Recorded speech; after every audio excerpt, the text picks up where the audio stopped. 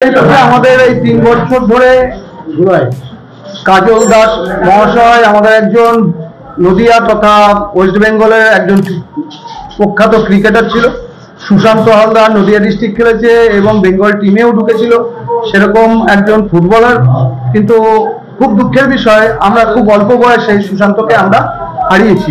কোভিডে আমাদের কাছ থেকে সুশান্তকে কেড়ে নিয়েছে। এদের দুজনের স্মৃতির উদ্দেশ্যে আমরা এই ফুটবল টুর্নামেন্টটা দিবারাত্রি ব্যাপী আমরা করে থাকি। প্রতি বছরই করি, এবছরও করেছি। এবছরে ফুটবল টুর্নামেন্টের পাশাপাশি আমরা একটা নতুন দিগন্ত তৈরি করার চেষ্টা করেছি।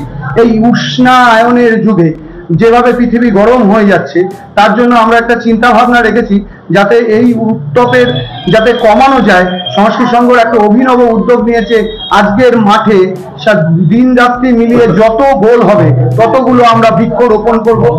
এই বৃক্ষরোপণের মধ্যে দিয়ে আমরা বার্তা দিতে চাইছি সমস্ত সংগঠন, গণসংগঠন থেকে শুরু করে যত ক্লাব সংগঠন আছে বা স্কুল সংগঠন, সমস্ত সংগঠনকে তারাও যেন এগিয়ে এসে আমাদের এই প্রচেষ্টাকে প্রভাবিত হয়ে যেন তারাও আগামী দিন যাতে এই কাজটা করতে পারে, তাতে আমাদের পরিবেশের অনেক সুবিধা হবে।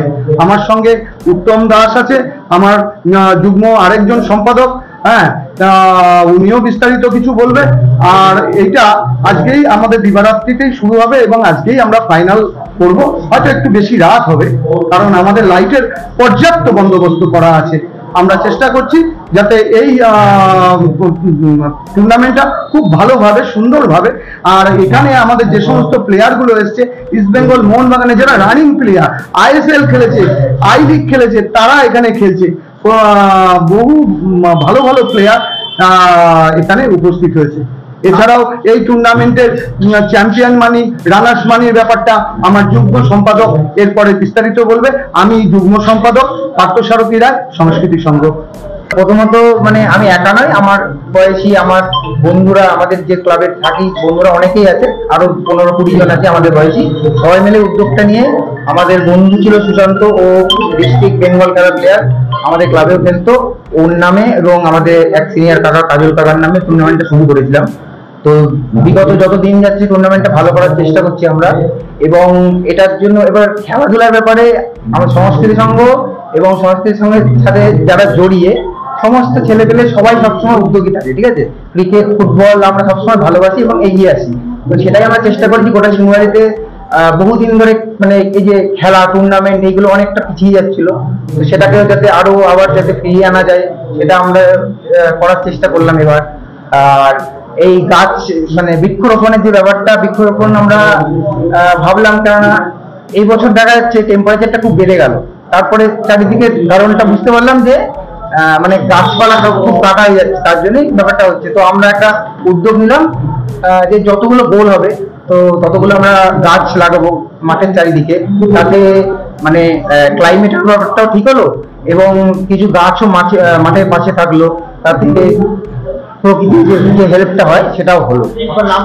আমার নাম সৌভিক চক্রবর্তী। এইটা আমাদের এই বছরে হচ্ছে 3য় বার্ষিকী ফুটবল টুর্নামেন্ট।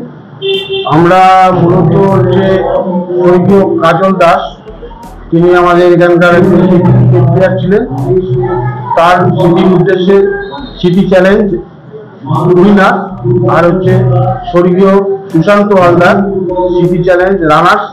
এই দুজনের নামে, সুশান্ত হালদারও বাচ্চা ছেলে, 24 বছর বয়স, তিনি আমাদেরও একজন ফুটবল প্লেয়ার ছিলেন। এই দুজন হচ্ছে কোভিডে পরলোক গমন করেছেন। এই দুজনের স্মৃতির উদ্দেশ্যে আমরা এই টুর্নামেন্টটা 3 বছর আগে শুরু করেছি। এটা আমাদের 2য় বর্ষ ফুটবল টুর্নামেন্ট। কত দল অংশগ্রহণ করেছে? এইটা হচ্ছে 16 দলীয় নকআউট টুর্নামেন্ট, 16টা টিম। কতদিন চলবে এটা? আজকে একদিনই, ডে এবং নাইট, একদিনের টুর্নামেন্ট। আমার নাম সৌরভ চক্রবর্তী, সভাপতি সংস্কৃতি।